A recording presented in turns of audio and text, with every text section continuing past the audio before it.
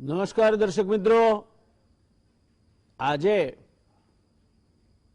આપણે એક એવા વિષય પર ચર્ચા કરવા માટે જઈ રહ્યા છીએ કે જે આવનાર વર્ષોમાં અતિ ગંભીર પરિણામો લાવી શકે તેવી શક્યતાઓ સાથે આજે પણ આપણે એની આડઅસરોનો ભોગ બની રહ્યા છીએ. સવાલ છે પર્યાવરણનો, વાતાવરણનો.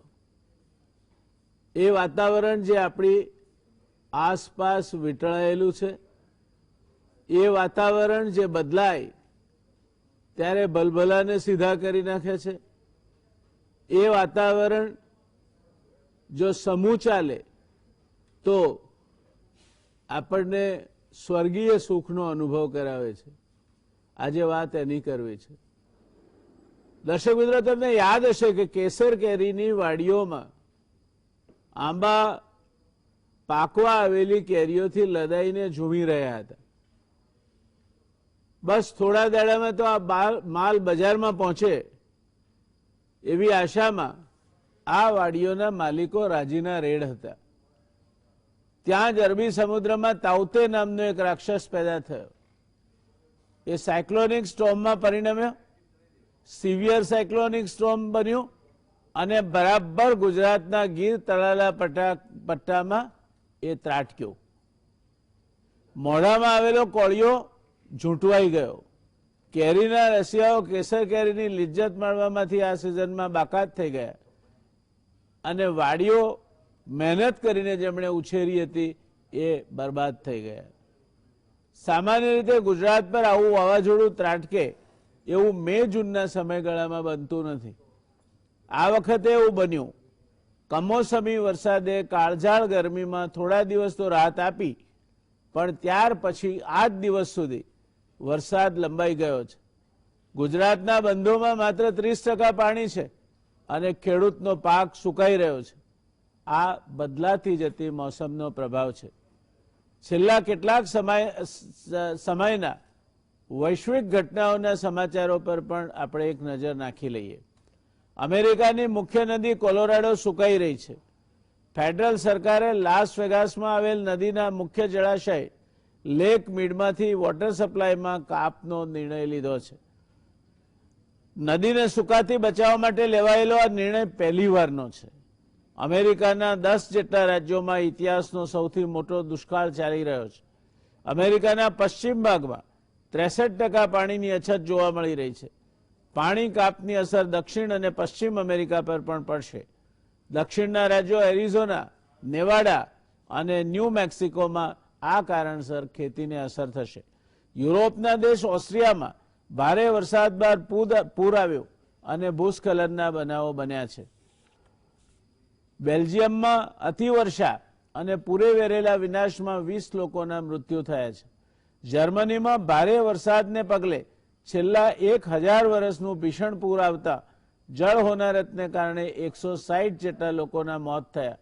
જર્મની અને બેલ્જિયમમાં 1 મહિનામાં પડતો હતો એટલો વરસાદ 12 કલાકમાં પડતા વિનાશક પૂરને કારણે અનેક ગામો તબાહ થઈ ગયા. તુર્કીની વિવિધ નદીઓમાં પૂર અને ભૂસ્ખલનથી 27ના મોત થયા, તો બીજી તરફ તુર્કીના દક્ષિણ પ્રાંતના જંગલોમાં ભારે આગના કારણે 8 લોકોના મોત થયા. વધુ પડતી ગરમી અને દુષ્કાળથી યુરોપ અને ઉત્તર અમેરિકાના 15થી વધુ દેશોના અનેક વિસ્તારના જંગલો આગનો સામનો કરી રહ્યા છે. અમેરિકામાં 100થી વધુ જગ્યાએ મોટી આગ લાગી છે, જ્યાં પ્રતિ એકર 1.33 લાખ રૂપિયાનો ખર્ચ કરવા છતાં આગ પર કાબુ આવી શકતો નથી. કેનેડામાં 275 સ્થળોએ આગ લાગી છે. બીજી બાજુ વિશ્વના સૌથી ઠંડા વિસ્તાર રશિયાના સાઇબેરિયામાં 1.34 હેક્ટર વિસ્તારમાં આગ લાગી છે. આકારમાં આ દુનિયામાં લાગેલી તમામ આગના ક્ષેત્રફળ કરતાં પણ વધુ છે. આગનો ધુમાડો પહેલીવાર નોર્થ પોલ સુધી એટલે કે ઉત્તર ધ્રુવ સુધી પહોંચી ગયો છે. ગ્રીસમાં 500થી વધુ સ્થળે આગ લાગી છે. ગ્રીસ આવી આગનો પ્રથમવાર સામનો કરી રહ્યો છે. 14 દિવસમાં 1.4 લાખ હેક્ટર વિસ્તાર ખાક થઈ ગયો છે. ચીન અને જાપાનમાં પણ નદીઓમાં ભારે પૂર આવ્યા છે. બ્રિટનમાં 45 વર્ષની રેકોર્ડ બ્રેક ગરમી સરેરાશ 12-14 ડિગ્રી રહેતું તાપમાન 32 ડિગ્રી સુધી પહોંચ્યું છે. ગરમીથી બચવા 2 લાખ લોકો ઇંગ્લેન્ડના બોર્નમાઉથ બીચ પર જોવા મળ્યા છે. ન્યુઝીલેન્ડમાં સમયથી 2 મહિના પહેલા જ હિમવર્ષા શરૂ થઈ ગઈ. આર્કિટેક્ટ બ્લાસ્ટને કારણે 55 વર્ષમાં પહેલીવાર જૂન જુલાઈમાં ત્યાં હિમવર્ષા થઈ છે. જૂન મહિનામાં કેનેડાના તાપમાન અંગેના સમાચારોએ સૌને ચોંકાવી દીધા. અમેરિકા, કેનેડા અને સાયબેરિયા જેવા કાતિલ ઠંડી માટે જાણીતા વિસ્તારોમાં અચાનક ગરમ પવનો ફૂંકાવા લાગ્યા. કેનેડાના જે વિસ્તારોમાં જૂનમાં સામાન્ય રીતે 16 ડિગ્રી સેલ્સિયસ તાપમાન રહે છે, ત્યાં તાપમાન 49.6 ડિગ્રી ઉપર પહોંચી ગયું. અનેક શાળા અને વેક્સિનેશન સેન્ટર બંધ કરવા પડ્યા. કેનેડા ઠંડો પ્રદેશ હોવાથી અહીં ઘરોમાં એર કન્ડિશનર નહીં પણ હીટર હોય છે. આવામાં લૂ લાગવાથી કેનેડામાં 250 જેટલા મોત થયા. લોકો ગરમીથી બચવા એસી હોટેલો કે સિનેમાઘરોમાં જતા રહ્યા. સરકાર દ્વારા કુલિંગ સેન્ટરો બનાવાયા અને માર્ગો ઉપર પાણીના ફુવારા લગાવાયા.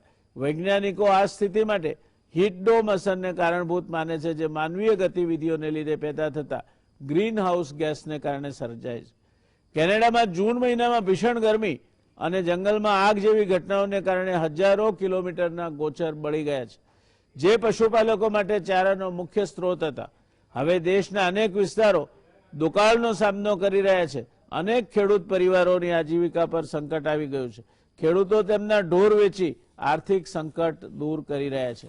બીજી બાજુ બ્રાઝિલમાં 90 વર્ષનો ભીષણ દુષ્કાળ પડી રહ્યો છે, જેનું કારણ દુનિયાનું ક્લાઇમેટ સંતુલન જાળવી રાખવામાં મહત્વની ભૂમિકા ભજવતા એમેઝોનના વર્ષાવનમાં આગ, ગેરકાયદે ઉત્ખનન અને વૃક્ષો કાપવાની પ્રવૃત્તિને કારણે થઈ રહેલો જંગલનો સફાયો છે. બ્રાઝિલમાં ઓગસ્ટ મહિનાની શરૂઆતમાં 64 વર્ષના ઇતિહાસમાં પહેલીવાર બરફનું તોફાન ત્રાટક્યું, જેને લીધે 43થી વધારે શહેરો બરફથી ઢંકાઈ ગયા છે. યુએઈમાં તાપમાન 50 ડિગ્રીએ પહોંચી જતા ગરમી સામે રાહત મેળવવા ડ્રોનની મદદથી ધોધમાર વરસાદ પાડવામાં આવ્યો. ઇટાલીના સિસિલીમાં 45 વર્ષનો ગરમીનો રેકોર્ડ તૂટ્યો. તાપમાન 45 ડિગ્રીએ પહોંચ્યું. ગરમીના કારણે સરકારે કટોકટી જાહેર કરી. તુર્કી, ગ્રીસ અને ટ્યુનિશિયા જેવા દેશો પણ રેકોર્ડ બ્રેક ગરમીનો સામનો કરી રહ્યા છે. ટ્યુનિશિયામાં તાપમાન 50 ડિગ્રીને પાર કરી ગયું છે. પૃથ્વીના વધતા જતા તાપમાનને કારણે વિશ્વમાં એસી અને ફ્રીજ જેવા કુલિંગ ઉપકરણોની જરૂરિયાત વધતી જાય છે. વિશ્વમાં 30 વર્ષમાં 1400 કરોડ કુલિંગ ઉપકરણો હશે, જે વળી પાછા તાપમાનમાં વધુ વધારો કરશે. નાસાની સી લેવલ પ્રોજેક્શન ટૂલ દ્વારા આપવામાં આવેલ રિપોર્ટ મુજબ ઈસવીસન 2100માં ભારતમાં 12 દરિયા કિનારાના શહેરો 3 ફૂટ પાણીમાં ગરકાવ થઈ જવાની શક્યતા છે. કારણ કે સતત વધતી જતી ગરમીને કારણે ધ્રુવ પ્રદેશ પર જમા થયેલો બરફ ઓગળી રહ્યો છે. પરિણામે દરિયાનું જળસ્તર વધી રહ્યું છે. દેશનો સૌથી લાંબો દરિયા કિનારો ધરાવતા ગુજરાતના 3 શહેરો ઓખા, કંડલા અને ભાવનગર એ પાણીમાં ગરકાવ થઈ જાય તે પ્રકારની શક્યતાઓ અંદાજવામાં આવી છે. ફેબ્રુઆરી મહિનામાં ગ્લેશિયર તૂટી પડતા ઉત્તરાખંડની ઋષિગંગા અને ધૌલીગંગા નદીમાં અણધાર્યા પૂર આવ્યા, જેને અનેક ગામડામાં વિનાશ વેર્યો. 200 લોકોના મૃત્યુ થયા. ઋષિગંગા હાઇડ્રોલિક પ્રોજેક્ટ અને તપોવન વિષ્ણુ પ્રોજેક્ટ આ પૂરમાં તણાઈ ગયા. અમદાવાદ, ઇન્દોર, દિલ્હી, બેંગ્લોર, રૂરકી અને નેપાળના નિષ્ણાતોએ કરેલા એક અભ્યાસ મુજબ હિમાલય કારાકોરમના પહાડી વિસ્તારોમાં વૈશ્વિક તાપમાન વધવાથી સિંધુ, ગંગા અને બ્રહ્મપુત્ર નદીના ઘાટી ક્ષેત્રોમાં રહેતી આશરે કરોડોની વસ્તીના જીવન અને આજીવિકા જોખમાશે. રાજ્યસભામાં રજૂ થયેલા રિપોર્ટમાં જણાવ્યું છે કે 1901 થી 2019 સુધી ચોમાસાની તીવ્રતામાં આમૂલ પરિવર્તન થયું છે. ઉત્તર પ્રદેશ, બિહાર, પશ્ચિમ બંગાળ, મેઘાલય અને નાગાલેન્ડમાં ચોમાસાની તીવ્રતા ઘટી રહી છે. અરુણાચલ અને હિમાચલ પ્રદેશમાં પણ વરસાદનું જોર ઘટ્યું છે, જ્યારે ગુજરાતમાં કચ્છ અને સૌરાષ્ટ્ર, જ્યાં વરસાદ ઓછો પડતો હતો, ત્યાં વરસાદનું જોર વધી રહ્યું છે. સંયુક્ત રાષ્ટ્રની intergovernmental panel for climate change IPCC દ્વારા તાજેતરમાં જાહેર થયેલ 6ઠ્ઠા એસેસમેન્ટ રિપોર્ટમાં આગાહી કરવામાં આવી છે કે પૃથ્વીનું તાપમાન 1.5-2 દશકામાં 1.5 ડિગ્રી વધી જશે, જે અગાઉ સદીના અંત સુધીમાં વધવાની આગાહી હતી. યુનાઇટેડ નેશન્સના વડા એન્ટોનિયો ગુટેરેસે આ રિપોર્ટને માનવજાત માટે કોડ રેડ એટલે કે ખતરાની ઘંટી ગણાવ્યો છે. દોસ્તો, આ બધી જ શક્યતાઓ વિશ્વભરમાં ઊભી થઈ છે. વિશ્વભરમાં કાં તો આગ, કાં તો ભયાનક પૂર, કાં તો સમય પહેલા બરફવર્ષા કે હિમવર્ષા, અને ન્યુઝીલેન્ડ જેવા દેશમાં આર્કટિક વિસ્ફોટને કારણે જે હિમવર્ષા અત્યારે ન થવી જોઈએ તે હિમવર્ષા થઈ રહી છે. ગુજરાતની વાત કરીએ તો આપણે ત્યાં તાવતે આવ્યા પછી ચોમાસું એ ક્યાંક અદ્રશ્ય થઈ ગયું હોય તેવી પરિસ્થિતિનું નિર્માણ થયું છે. બીજી બાજુ મુંબઈમાં ભયાનક વરસાદ પડ્યો છે. આ પરિસ્થિતિમાં ક્લાઇમેટ ચેન્જ એટલે કે વાતાવરણના બદલાવને કારણે થનાર અસરોની ચર્ચા કરવા માટે આજે આપણી પાસે મુકુંદભાઈ માવલંકર, જે આ વિષયના ઊંડા અભ્યાસી છે, 32 વર્ષથી પૂનાના પ્રતિષ્ઠિત આયંગર ઇન્સ્ટિટ્યૂટમાં યોગ શીખવાડે છે. આઈઆઈટી કાનપુરમાંથી ઇજનેર થયા બાદ અમેરિકાની વિખ્યાત યુનિવર્સિટી ઓફ મેસેચ્યુસેટ્સમાં તેઓ અભ્યાસ કર્યો છે. ભારત ફોર્જમાં 32 વર્ષ સુધી ટેકનિકલ વિભાગના ડિરેક્ટર રહી ચૂક્યા છે. ટાટા મોટર્સમાં મુકુંદભાઈએ 13 વર્ષ જેટલો સમય કામ કર્યું છે. મુકુંદભાઈ આ વિષય પર ખૂબ ઊંડી સમજ અને અભ્યાસ ધરાવે છે, અને એટલે આજે ક્લાઇમેટ ચેન્જ એટલે કે વાતાવરણમાં બદલાવ આવી રહ્યો છે તેના કારણે ઊભા થનારા વિઘાતક પરિણામોની ચર્ચા કરવા માટે આપણે મુકુંદભાઈ માવલંકરને ખાસ નિમંત્ર્યા છે. મુકુંદભાઈ, આપનું આ ચર્ચામાં સ્વાગત છે. આપ અમારી સાથે જોડાયા એ અમારા માટે ગૌરવની વાત છે. આપને હું આવકારું છું. શરૂઆત કરીશું કે આ પ્રકારે વિશ્વભરમાં હવામાન બદલાતું ચાલ્યું છે તે બાબતે આપને શું કહેવું છે, અને હવામાનમાં આવી રહેલ આ પલટાને આપ કઈ રીતે જુઓ છો? હવામાનમાં આવી રહેલ આ પલટાનું કારણ શું છે? જય નારાયણભાઈ, નમસ્કાર. અને જીએસટીએન ના બધા જ દર્શકોને મારે સ્વાગત કરવું જોઈએ. આજે આ ચર્ચામાં તમે મને બોલાવ્યા એના માટે હું તમારો આભારી છું. ઘણા વર્ષોથી હું જોઈ રહ્યો છું કે આપણા હવામાનમાં ઘણા બદલો થાય છે, અને મેં એના ઉપર વિચાર કર્યો કે આ બદલો કેમ થાય છે, શાના લીધે થાય છે. અને પછી મને એવું જ્ઞાન થયું, અને મેં અભ્યાસ કર્યા પછી ખબર પડી કે આ બધા જે બદલો થાય છે એનું એક જ કારણ છે, અને એ માણસનું લોભીપણ. અને એ લોભીપણથી ગયા 200 વર્ષમાં આપણે કાર્બન ડાયોક્સાઇડ એટલો બધો વાતાવરણમાં મૂક્યો છે કે એના દુષ્પરિણામ હવે આજે આપણે ભોગી રહ્યા છીએ. 1970 થી બધા જ વૈજ્ઞાનિકો એવું કહે છે કે આ આપણા માટે સૌથી મોટું સંકટ છે, પણ આપણે એ વૈજ્ઞાનિક વિચારને સમજી જ નથી શક્યા. અને હવે આપણી પાસે વખત બહુ જ ઓછો છે. આવતા 10 વર્ષમાં જો આપણે આપણી જીવનચર્યા નહીં બદલીએ તો એના પરિણામ જેવું જયનારાયણભાઈએ બતાવ્યું, ડોક્ટર જયનારાયણભાઈ એ કહ્યું કે કેટલા બધા સંકટો આપણી ઉપર ગયા 3 વર્ષમાં આવ્યા છે. આખા જગતમાં કોઈ પણ એવો દેશ નથી કે જ્યાં આ સંકટ આવ્યા નથી.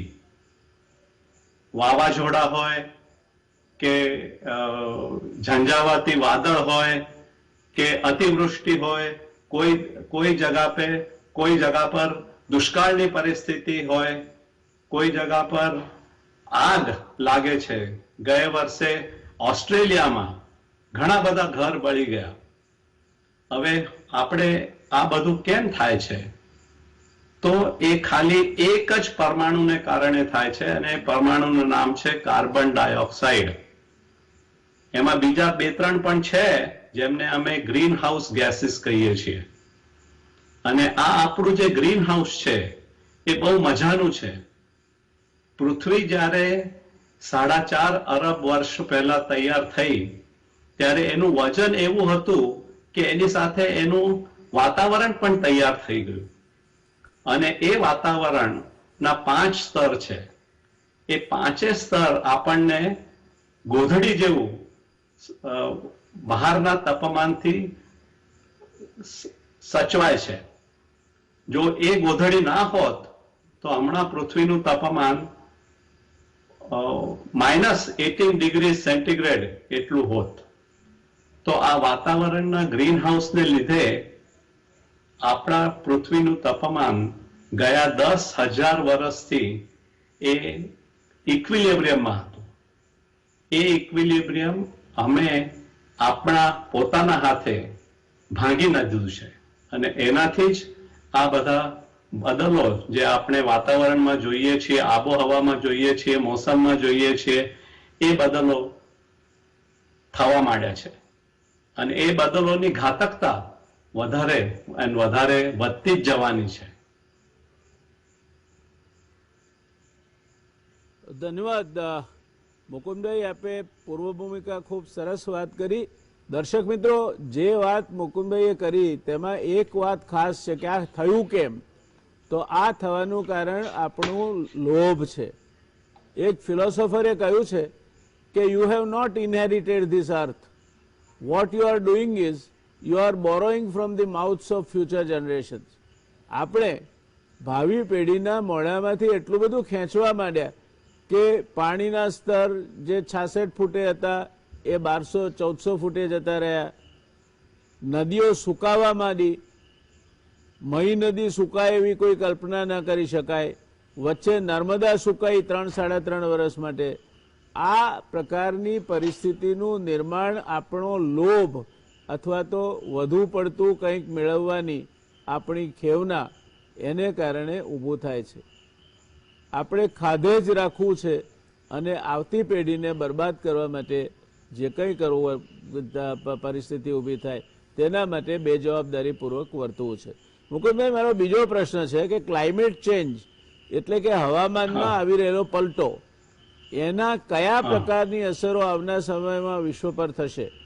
આ અસરો બાબતે આપણી પાસે કોઈ વૈજ્ઞાનિક પુરાવાઓ છે? વૈજ્ઞાનિક આધાર છે? હા, છે. માણસનું મગજ એટલું પ્રખર છે કે એમણે વિજ્ઞાન દ્વારા લગભગ 50 કરોડ વર્ષ પહેલા ભારત પૃથ્વી પર તાપમાન શું હતું અને એમાં કેવી રીતે બદલાવ થયા, એ આખું શાસ્ત્ર આપણે પ્રગટ કર્યું છે. હવે હું તમારા સ્ટાફને રિક્વેસ્ટ કરીશ કે મારા પ્રેઝન્ટેશનની સ્લાઇડ નંબર 5 જો તમે મૂકો, એ આપણા ગયા 8 લાખ વર્ષનો પૃથ્વીનો ઇતિહાસ છે. એ સ્લાઇડ તમે જોશો તો તમને ખબર પડશે. અને આમાં કાર્બન ડાયોક્સાઇડની લેવલ આપણે અંકિત કરી છે. એ ગ્રાફ 8 લાખ વર્ષ પહેલાથી, એટલે આજના પહેલાના 8 લાખ વર્ષ, છેલ્લા 8 લાખ વર્ષનો ગ્રાફ છે. એ તમે જુઓ તો કાર્બન ડાયોક્સાઇડની લેવલ 200 થી 180 થી 280 સુધી ઉપર નીચે જતી હતી. એ નૈસર્ગિક પ્રોસેસ જેને કહેવાય છે, ઓટોમેટિક કંટ્રોલ જે નેચરમાં છે, એ પ્રોસેસ પ્રમાણે આ ચાલી રહ્યું હતું. જ્યારે જ્યારે કાર્બન ડાયોક્સાઇડનું પ્રમાણ વધે ત્યારે ગરમી થાય, જ્યારે નીચું જાય ત્યારે આઈસ એજ આવે. તો આ ગ્રાફ તમે જોશો તો ગયા 200 વર્ષમાં જો તમે જુઓ, મેં ત્યાં ગ્રાફ પર મૂક્યું છે 2008 નું ઓબ્ઝર્વેશન, એ 380 હતું અને 2100માં એ 550 થવાનું છે ppm. આ જે મેજર છે ઇઝ કોલ્ડ ppm. ppm એટલે પાર્ટ્સ પર મિલિયન. એટલે તમે હવાના 10,000 અણુ લો તો એમાં કાર્બન ડાયોક્સાઇડના કેટલા પરમાણુ હોય છે એનું આ પ્રમાણ છે. અને આપણે જો આને કંટ્રોલ નહીં કરીએ તો 2100માં જે વર્સ્ટ એસ્ટિમેશન છે એ 900 ppm નો છે.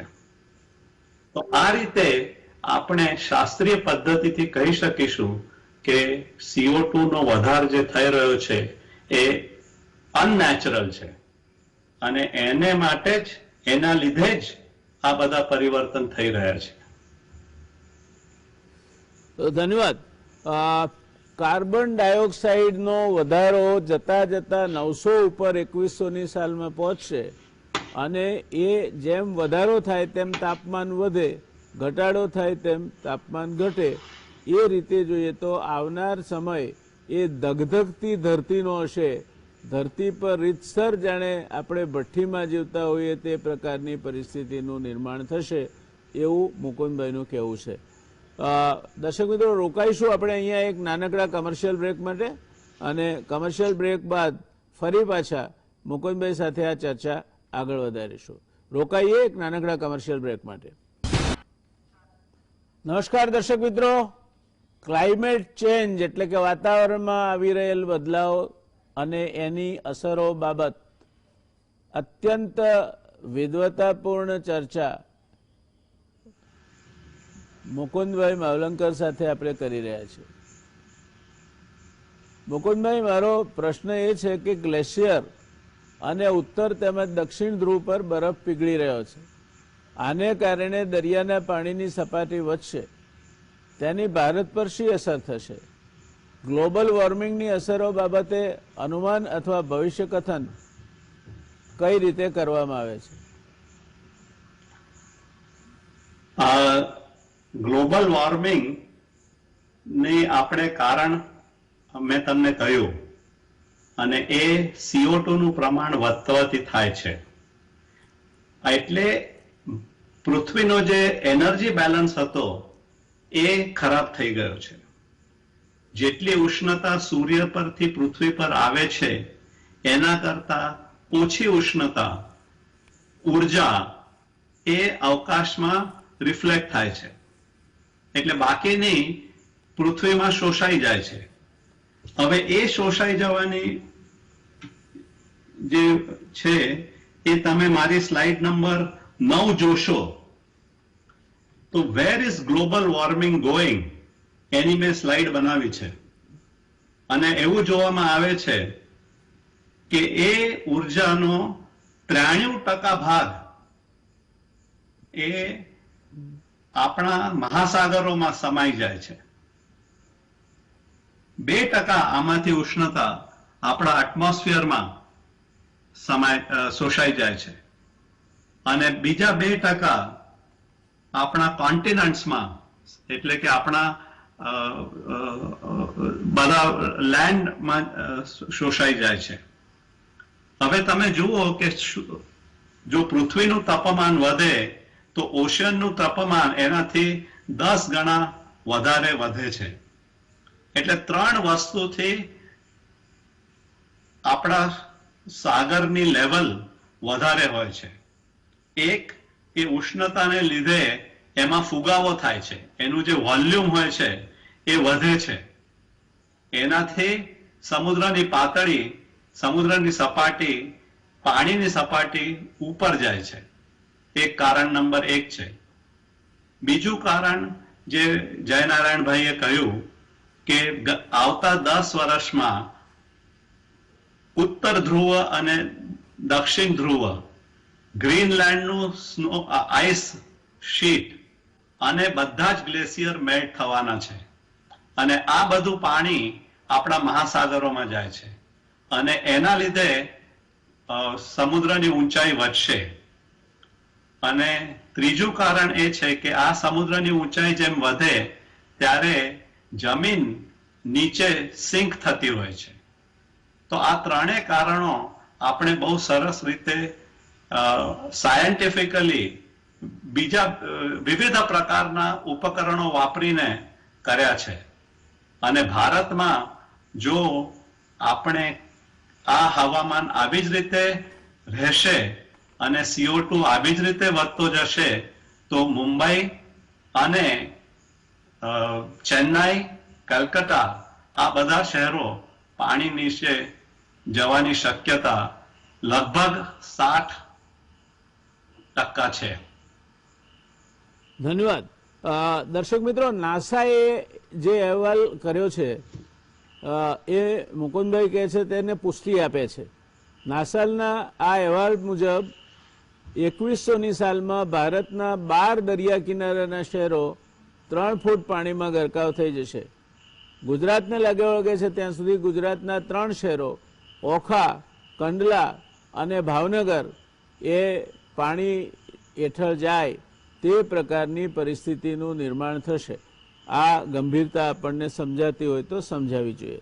મુકુંદભાઈ, તાજેતરમાં જ કેનેડામાં એરપોર્ટ પર ટ્વિસ્ટર ત્રાટક્યો અને ભયાનક દ્રશ્યો હતા. ગાડીઓને ઉંચકીને લઈ જાય ઉપર, મકાનોને તો જાણે કાર્ડબોર્ડના મકાનો હોય દિવાસળીના ખોખાના એમ એને તોડી નાખે. આ કેનેડા માટે પણ અસામાન્ય ઘટના છે, સામાન્ય રીતે ન જોવા મળતી ઘટના છે. આવનાર સમયમાં ભારતમાં પણ વાવાઝોડાનો પ્રકોપ વધતો જશે એવું આપ માનો છો? હા, અને આઈપીસીસી ના લેટેસ્ટ રિપોર્ટ પ્રમાણે એમણે કહ્યું છે કે જે storm events, extreme storm events એને કહેવાય છે, એ પ્રકારની ઇવેન્ટ લગભગ હમણાં કરતા ડબલ થઈ જવાની છે. જો પૃથ્વીનું તાપમાન 1 ડિગ્રીથી વધશે, જો 1.5 ડિગ્રીથી વધશે તો 3 ગણું થઈ જશે, અને જો 2 ડિગ્રીથી વધશે તો આવા વાવાઝોડાની, આવા સાયક્લોનની, આવા હરિકેનની શક્યતા 3 ગુણી થઈ જશે. એટલે જે 10 વર્ષમાં 1 વર્ષે આવતું હતું એવા આ વાવાઝોડો દર 3 વર્ષે આવવાના શરૂ થશે. એનું એક જ કારણ છે કે એટલી બધી ગરમી સમુદ્રમાં સમાઈ જાય છે કે તેનાથી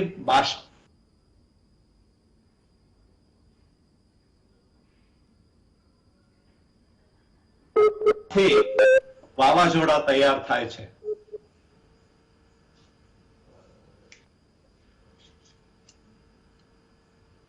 હેલો, હા, પ્લીઝ ગો હેડ. હેલો, આપનો અવાજ સંભળાય છે, ચાલુ રાખો આપ.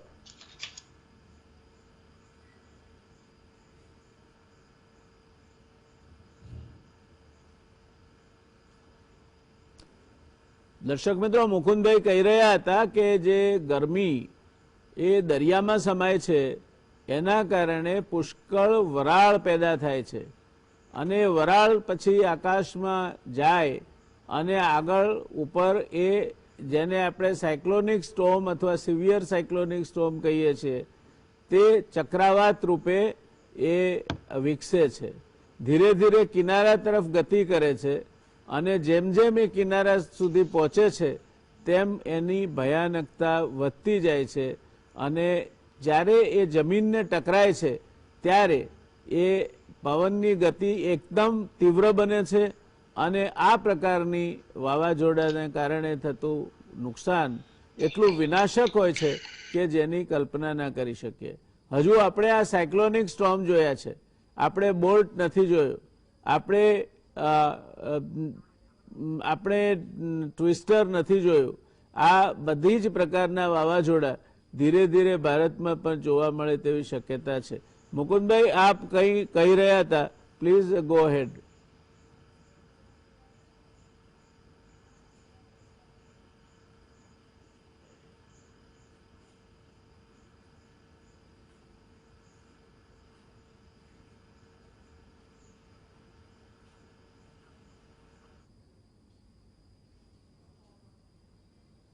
અને આ વાવાઝોડા જ્યારે પહેલા દરિયામાં પેદા થાય, દરિયામાં કેટલાક સમાઈ જાય છે અને કેટલાક જમીન તરફ આગળ વધે છે. જમીન તરફ આગળ વધતા જેમ જેમ એ જમીન સુધી પહોંચતા જાય એમ એ ચક્રાવાતની ભયાનકતા વધતી જાય છે અને એ જ્યારે જમીનને ટકરાય છે ત્યારે આપણે જોયું તલાલા, ગીર, અમરેલી એ વિસ્તારમાં કે કેવી ભયાનક અસર થાય છે. કેટલાક સમય પહેલા 1994માં 97માં આપણે કંડલામાં જોયું હતું કે વીજળીના બલબલા થાંભલાને એ બિલકુલ જાણે કાગળ વાળતા હોય તે રીતે આ વાવાઝોડું વાળી નાખે તે પ્રકારની ભયાનકતા આ વાવાઝોડાના કારણે ઊભી થાય છે. એટલે આ જે પ્રકારનું હવામાનમાં બદલાવ આવે છે એ હવામાનમાં બદલાવના કારણે ગરમી વધશે અને વાવાઝોડા પણ આવશે. મુકુંદભાઈ, આપણે આ જે આવનાર સમયમાં વિશ્વને ક્લાઇમેટ ચેન્જના પ્રકોપથી બચાવવું હોય તો શું પગલાં લેવા જોઈએ? બહુ સરસ સવાલ તમે કર્યો અને હું તમને એક રામાયણની નાનકડી વાર્તાથી શરૂઆત કરીશ. રામને જ્યારે લંકા જવું હતું ત્યારે એમણે રામ સેતુ બાંધવાની તૈયારી કરી અને એ તૈયારીમાં બધા જ વાનરો, માણસો અને બધા જ લાગી ગયા, જેની જેવી તાકાત હતી એ પ્રમાણે. અને રામને જ્યારે આ કામ ચાલુ કર્યું ત્યારે ત્યાં ખિસકોલીઓ આવી અને ખિસકોલીઓએ કહ્યું કે અમે શું કરી શકીએ આમાં, આટલું મોટું કામ છે. પછી એમણે જોયું ખિસકોલીઓએ કે એ થોડી થોડી રેતમાં લોળીને ત્યાંથી પછી પુલ ઉપર જઈને એ રેત ત્યાં મૂકી આવતા હતા. બહુ નાનો સહભાગ હતો એમનો, પણ બહુ મહત્વનો હતો.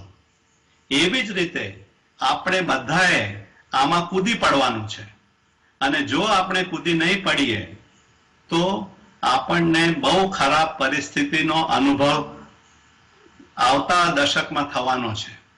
આપણી પાસે સમય ઓછો છે. આઈપીસીસીની રિપોર્ટના કહેવા મુજબ આપણા હાથમાં ફક્ત 10 વર્ષ છે. એટલે જે લોકોની શક્તિ જેટલી હોય એ પ્રમાણે એ લોકોએ કાર્બન ડાયોક્સાઇડનું પ્રમાણ ઓછું કરવાનો પ્રયત્ન કરવાનો છે. એટલે કે જે ફોસિલ ફ્યુઅલ્સ, જે ખનિજ બળતણો છે, એ બધાનો વપરાશ આપણે આવતા 5 વર્ષમાં બિલકુલ બંધ કરી દેવાનો છે. અને એ જો ના થાય તો આપણને બહુ વિકટ પરિસ્થિતિ આપણને ફેસ કરવી પડશે. એટલા માટે જે લોકો વધારે બળતણ વાપરે છે એમણે ઓછું કરવાનું છે. આપણે બધાએ આપણું જીવનચર્યા બદલવાની છે. જે લોકો માંસાહાર કરે છે એમને માંસાહાર ત્યાગ કરીને શાકાહાર કરવાનો છે, જેનાથી લગભગ કાર્બન ડાયોક્સાઇડનો એમિશન્સ એ 1/10 થઈ જાય એવી પરિસ્થિતિ છે. આપણે ગેસ વાપરતા હોઈએ તો એના બદલે ઇલેક્ટ્રિસિટી વાપરીને એ ઇલેક્ટ્રિસિટી સૌર ઉર્જાથી જનરેટ કરવી જોઈએ. હું ગયા 10 વર્ષથી બહારની ગ્રીડની કોઈ પણ વીજળી વાપરતો નથી અને એ બધું તંત્રજ્ઞાન છે એ આપણી પાસે છે, આપણે કરી શકીએ એવું છે. મેં હમણાં જ 6 મહિના પહેલા મારી પેટ્રોલની ગાડી બદલીને વીજળીની ગાડી લીધી છે. એવી રીતે જ ગઈકાલે 15મી તારીખે ઓલાએ એક બહુ મહત્વનું પગલું લીધું છે. એ લોકો ઇલેક્ટ્રિક સ્કૂટર બનાવવાના છે. તો આપણે આવતા 5 વર્ષમાં ફોસિલ ફ્યુઅલનો ઉપયોગ શૂન્ય કરવાનો છે. એ મહત્વનું પગલું છે. આપણી જે જરૂરિયાતો છે એ જરૂરિયાતોને ઓછી કરવાની છે. ગયા 2 વર્ષ પહેલા મેં એક નિશ્ચય કર્યો હતો કે હું મારા માટે, મારી પાસે ઘણા કપડાં છે, હું એક પણ નવો કપડો લેવાનો નથી. આવા પ્રકારના નિર્ણય બધા જ લોકોએ લેવાની જરૂરત છે અને એ જો આપણે નહીં લઈએ તો આપણા બાળકોને, આપણા પૌત્રોને બહુ ભયાનક પરિસ્થિતિનો સામનો કરવો પડવાનો છે. મુકુંદભાઈ, આપણે શબ્દ વાપર્યો ફોસિલ ફ્યુઅલ. આ ફોસિલ ફ્યુઅલમાં કયા કયા બળતણ આવે? જે જમીનની નીચેથી આપણે કાઢ્યા હતા, અને હું તો એવું કહું છું કે એ બહુ ગંદા ફ્યુઅલ્સ છે. એટલે એમાં આવે છે કોલસો, ખનિજ કોલસો, એમાં આવે છે ક્રૂડ ઓઇલ, એમાં આવે છે પેટ્રોલ, એમાં આવે છે ડીઝલ, એમાં આવે છે ગેસ. આ બધા કેવી રીતે ઉત્પન્ન થયા? તો હજારો લાખો વર્ષો પહેલા આખી પૃથ્વી ઉપર જંગલ હતું. એ જંગલ જમીન નીચે દબાઈ ગયું અને એ જમીનના દબાણથી એમાંથી કોલસો તૈયાર થઈ ગયો, એમાંથી ખનિજ તૈયાર થઈ ગયા. એટલે આપણા એન્સેસ્ટરોએ જે સંપત્તિ જમીનમાં પૂરી રાખી હતી એ આપણે ગયા 200 વર્ષમાં વાપરવાનો ચાલુ કર્યું છે અને એ વપરાશ એટલો મોટો છે કે હવે આપણે દરિદ્રી થવા માંડ્યા છીએ અને કોઈ પણ માણસ જો પોતાની જે ઇન્કમ હોય એના કરતા વધારે પડતું ખર્ચ કરે તો એનો દિવાળું જ થઈ જવાનું છે. તો આપણે હવે દિવાળાની કગાર પર આવી ગયા છીએ. એના માટે અમે લોકો કહીએ છીએ કે આપણી જે બાયો કેપેસિટી છે એના કરતા વધારે પડતું આપણે વપરાશ કરીએ છીએ. એટલે આપણી વપરાશ બધા જ વસ્તુઓની આપણે ઓછી કરવાની છે. આજે તમે ગાડી લઈને જતા હો તો સાયકલમાં જાઓ, ગાડી લઈને જતા હો તો બસમાં જાઓ, નહીં તો ચાલતા જાઓ, પણ પેટ્રોલનો અને ગાડીનો વાપર ના કરો. એ ખજાનો આપણા પૂર્વજોએ આપણા માટે રાખ્યો હતો, પણ આપણે પણ એટલો જ ખજાનો આપણા બાળકો માટે અને આપણા પૌત્રો માટે રાખવાનો છે. એની આપણે ખબરદારી લેવાની છે. મુકુંદભાઈ, આપ એવું માનો છો કે પેટ્રોલ, ડીઝલ, કોલસો આ બધાનો વપરાશ બંધ કરી શકાય એ પ્રકારની વૈકલ્પિક ઉર્જા પ્રાપ્ત છે? કારણ કે જગતમાં હજુ પણ વૈકલ્પિક ઉર્જા એ મુખ્ય ઉર્જાનું સાધન બની નથી અને મહદઅંશે આજે પણ આખું જગત એક યા બીજી રીતે કાં તો અણુ ઉર્જા અથવા તો ફોસિલ ફ્યુઅલ્સ જે આપે કયા તેના પર આધારિત રહીને ઉર્જાના સાધનો વાપરે છે. તો આખું જગત. હું તમને એક વાત કરું. જે આપણી પાસે સૌર્ય ઉર્જા એટલી બધી છે, સૂર્યદેવ આપણને એટલું બધું આપે છે કે સૂર્યનો ઉર્જા જો આપણે પૃથ્વી પર જોઈએ, 1 કલાકમાં સૂર્યની જેટલી ઉર્જા પૃથ્વી પર આવે છે એટલી ઉર્જા આપણને આપણા બધા વ્યવહાર કરવા માટે આખા વર્ષ માટે સફિશિયન્ટ છે. જી, એટલે 1 કલાકની જ સૂર્યની ઉર્જા જો આપણે વાપરીએ તો આપણું એક આખું વર્ષ માટે બધી જ ઇન્ડસ્ટ્રી, બધી જ મોબિલિટી, બધી જ ટ્રાન્સપોર્ટ, બધા જ ખાવા જવાના વસ્તુ આપણે એમાંથી મેળવી શકીશું. એટલા માટે સૂર્ય ઉર્જા એ પ્રાથમિક ઉર્જા છે અને એનો વપરાશ તમે જેટલો કરશો એ બહુ મહત્વની વાત છે. આપણે બધા જ આપણા ઇન્ફ્રાસ્ટ્રક્ચર પ્રોજેક્ટ બાજુમાં મૂકીને આપણે આ સૌર્ય ઉર્જાનો વપરાશ કેવી રીતે કરવાનો? હવે સૌર્ય ઉર્જા આપણને કઈ 24 તાસ નથી મળતી. ખાલી આપણા દેશમાં તો ફક્ત 5 કલાક મળે છે. તો બાકીના 19 કલાક શું કરવાનું? હવે આપણી પાસે બેટરી ટેકનોલોજી એટલી વિકસિત થઈ ગઈ છે કે આપણે જેને ગ્રીડ સ્કેલ બેટરીઝ કહેવાય છે એ વાપરી શકીએ. હવે ઘણા ઠેકાણે એ લોકો પોટેન્શિયલ એનર્જીમાં પણ સ્ટોરેજ કરી શકે છે. તો આપણે આપણા બધા વિચારો, આપણા બધા ઇન્ફ્રાસ્ટ્રક્ચર પ્રોજેક્ટ એ સૌર્ય ઉર્જા સ્ટોર કેવી રીતે કરવાની એના ઉપર કરીએ તો આવતા 3 વર્ષમાં મને ખાતરી છે કે આપણે ફોસિલ ફ્યુઅલ નો ઉપયોગ શૂન્ય કરી શકીએ. એટલી ટેકનોલોજી આપણી પાસે હમણાં અવેલેબલ છે. દર્શક મિત્રો, મુકુંદભાઈની આ વાત ઉપર ધ્યાન દેવા જેવું છે. સૌર્ય ઉર્જા એટલી વિપુલ માત્રામાં પ્રાપ્ત છે કે આખા જગતની ઉર્જાને એના આંશિક ઉપયોગથી આપણે પહોંચી વળીએ. જાપાનમાં હમણાં ઓલિમ્પિક થઈ અને એ ઓલિમ્પિકનું એક વિશિષ્ટ પાસું એ હતું કે એણે માત્ર ને માત્ર ગ્રીન ઉર્જા જ વાપરી આખી ઓલિમ્પિક પૂરી કરી. આ ઓલિમ્પિકમાં કોઈ જગ્યાએ ફોસિલ ફ્યુઅલ આધારિત ઉત્પાદિત થયેલ ઉર્જાનો વપરાશ થયો નહોતો. જાપાને સ્પેસ સ્ટેશન બનાવ્યું છે સૌર ઉર્જાને હાર્વેસ્ટ કરવા માટે અને બહામાઝમાં 146 કિલોમીટર વાયરલેસ ઉર્જાનું ટ્રાન્સમિશન, વિદ્યુતનું ટ્રાન્સમિશન એ સફળતાપૂર્વક કરી શકાયું છે.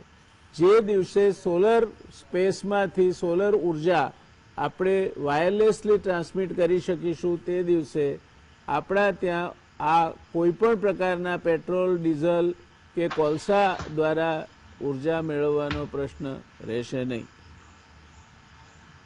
મુકુંદભાઈ, પણ જી એક મહત્વનો વિચાર હું તમને કહું જી કે હું જ્યારે મેં નક્કી કર્યું કે હું સૌર ઉર્જા પર અવલંબિત થવાનો છું 10 વર્ષ પહેલા, જી તો મારી જે ઉર્જાની જરૂરિયાત હતી એ મારી લાઈફસ્ટાઈલ બદલ કર્યા વગર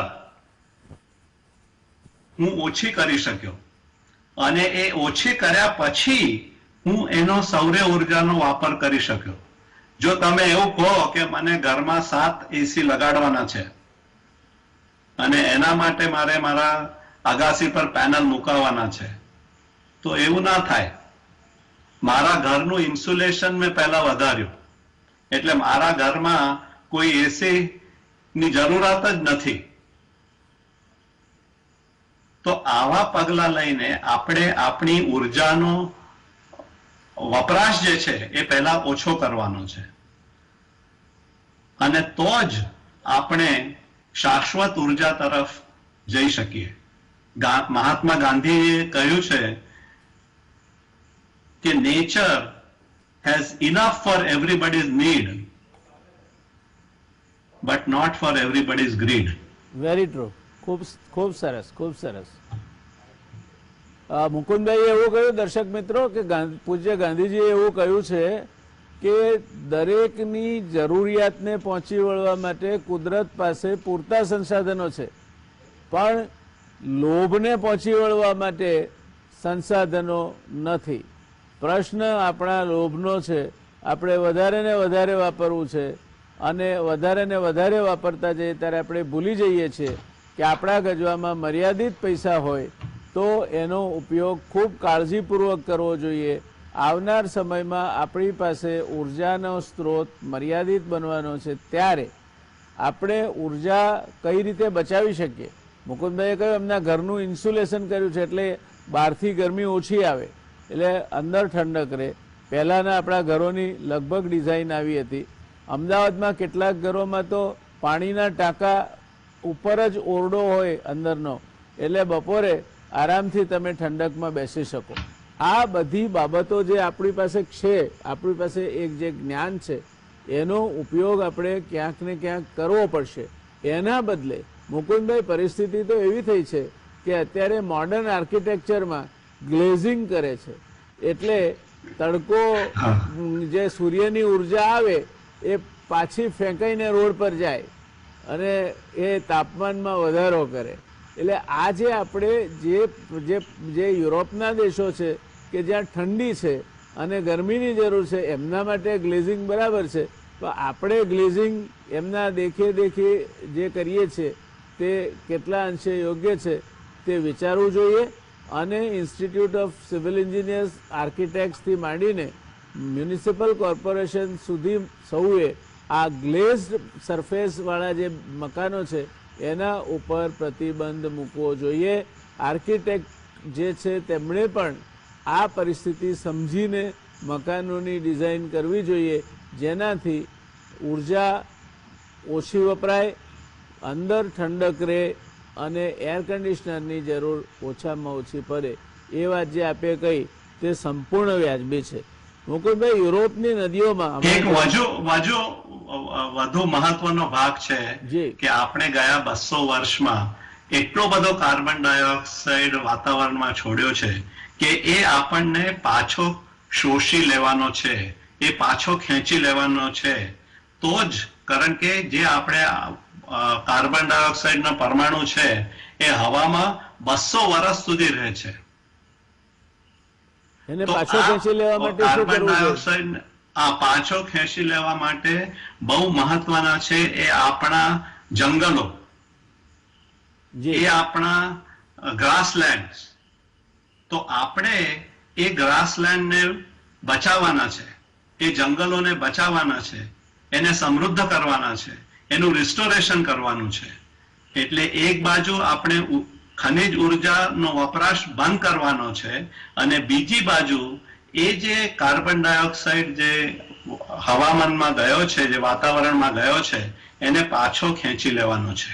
જી હમણાં આપણી પાસે બીજી ડાયરેક્ટ કેપ્ચર ટેકનોલોજી પર રિસર્ચ થઈ રહ્યો છે અને એમાં 3 પ્રકારની ડાયરેક્ટ કેપ્ચર એન્ડ સ્ટોરેજ એવી ટેકનોલોજી હવે ડેવલપ કરી રહ્યા છીએ, પણ એ હમણાં કમર્શિયલ યુઝ માટે નથી. એટલે આપણે જો ઝાડ અને જંગલો બચાવીશું અને પ્લાન્ટેશન બધાએ કરવાનું છે, પણ એ પણ પ્લાન્ટેશન કરતી વખતે આપણે બાયોડાયવર્સિટી જાળવવાની છે. જે મોનોકલ્ચર પ્લાન્ટેશન હમણાં થઈ રહ્યા છે, મધ્યપ્રદેશ કે છે અમે 6 કરોડ ઝાડ એક અઠવાડિયામાં લગાડ્યા, એ બધા મોનોકલ્ચર છે. એનાથી બાયોડાયવર્સિટી નષ્ટ થાય છે. તો આપણે બાયોડાયવર્સિટી વધારીને જે ભારતીય પ્રજાતિના વૃક્ષો છે એ લગાડવાના છે, એ પ્લાન્ટ કરવાના છે. જી દર્શક મિત્રો, સૂર્યપ્રકાશની હાજરીમાં ઝાડના પાનમાં જે ક્લોરોફિલ છે એ કાર્બન ડાયોક્સાઇડ લે છે અને ઓક્સિજન પાછો આપે છે. આ જરૂરી છે. મુકુંદભાઈએ કહ્યું તે બીજી વાત, આપણા ત્યાંના સ્થાનિક ઝાડ, એક જ પ્રકારના ઝાડ નહીં વાવવાના.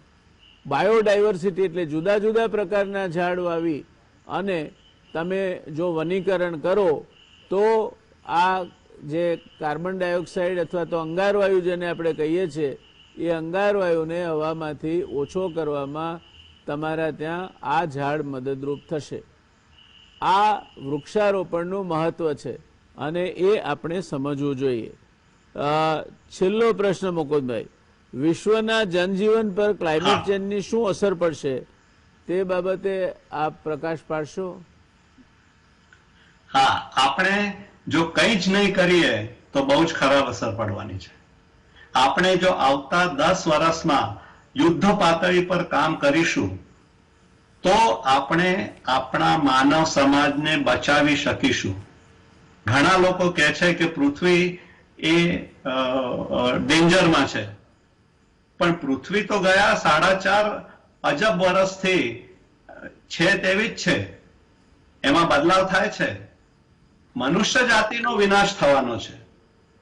તો આપણે જો પગલાં નહીં લઈએ આવતા 10 વર્ષમાં તો મનુષ્ય જાતિનો વિનાશ થવાનો છે. અને એવી જ રીતે આપણે we are going towards 6th extinction. હમણાં સુધી 5 મોટા એક્સટિંક્શન એટલે પ્રલય થઈ ગયા છે કે જેમાં બધા જ જીવજંતુ પૃથ્વી પરના મરી ગયા. એ ડાયનાસોર હોય કે એ સૂક્ષ્મ પ્રજાતિના જંતુ હોય. પણ હવે જો આપણે કાળજી નહીં લઈએ તો આપણે લોકો આવતા 10 વર્ષમાં 6th એક્સટિંક્શન પર પહોંચી જવાના છીએ. દર્શક મિત્રો, પ્રલય, એક્સટિંક્શન એટલે પ્રલય, છઠ્ઠો પ્રલય. અત્યાર સુધી 5 વખત પૃથ્વી પર પ્રલય થયો છે જેમાંથી કશું જ નથી બચ્યું. આ અંગારવાયુને આપણે નાથીશું નહીં અને અંગારવાયુનું પ્રમાણ હવામાં વધતું જશે. આપણે કોલસો, પેટ્રોલ, ડીઝલ વગર સમજે એક ગાડી જોઈતી હોય ત્યાં 4 ચલાવીશું, એક સ્કૂટરથી ચાલતો હોય ત્યાં 4 મોટરસાઇકલો દોડાવીશું, તો આવનાર 10 વર્ષમાં પ્રલય માટેની તૈયારી આપણે કરી લેવી જોઈએ. એ પ્રકારની પરિસ્થિતિનું નિર્માણ થશે. આ ગંભીરતા છે અને આ ગંભીરતા સમજાય તે માટે આજનો આપણે આ વિશિષ્ટ કાર્યક્રમ રાખ્યો હતો. એ વિશિષ્ટ કાર્યક્રમમાં પૂરી તૈયારી સાથે આપ જુઓ છો મુકુંદભાઈએ કેટલી તૈયારી કરી છે. જે સ્લાઇડ્સ આપ જોઈ રહ્યા છો પડદા પર, એ સ્લાઇડ્સ મુકુંદભાઈએ બહુ મહેનત કરીને તૈયાર કરી છે અને એના થકી નિદર્શન કર્યું છે. તો આ વિષય એટલો ગંભીર છે કે હવે કોઈ વિશ્વયુદ્ધની જરૂર નહીં પડે. આપણે જાતે જ એક એવી પરિસ્થિતિનું નિર્માણ કરી રહ્યા છીએ કે આ પૃથ્વી ધગધગતો ગોળો બની અને બધું જ સમાપ્ત થઈ જાય, બધું જ પૂરું થઈ જાય અને વિનાશ એ પૃથ્વી પર ત્રાટકે, કશું જ ના બચે, એ પ્રકારની પરિસ્થિતિનું નિર્માણ આપણે આપણી બેજવાબદારીના કારણે કરી રહ્યા છીએ. એટલે તમે આ ફોસિલ ફ્યુઅલ જેને કહેવાય ડીઝલ, કોલસો, એ બધું ઓછું વાપરો. વૃક્ષારોપણ પુષ્કળ માત્રામાં કરો બચવું હોય તો. જેટલું વધારે વૃક્ષારોપણ કરશો તેટલું આવનાર સમયમાં અંગારવાયુનું શોષણ વધારે થશે. આ બધી બાબતોનું જો આપણે ધ્યાન નહીં રાખીએ તો વિનાશ આપણી રાહ જોઈ રહ્યો છે. અને વિકાસ શબ્દ જે આપણે વારંવાર પોપટની માફક રટ્યા કરીએ છીએ એ વિકાસમાં વી રહેશે, સ રહેશે, વચ્ચે નાશનો ના આવી જશે.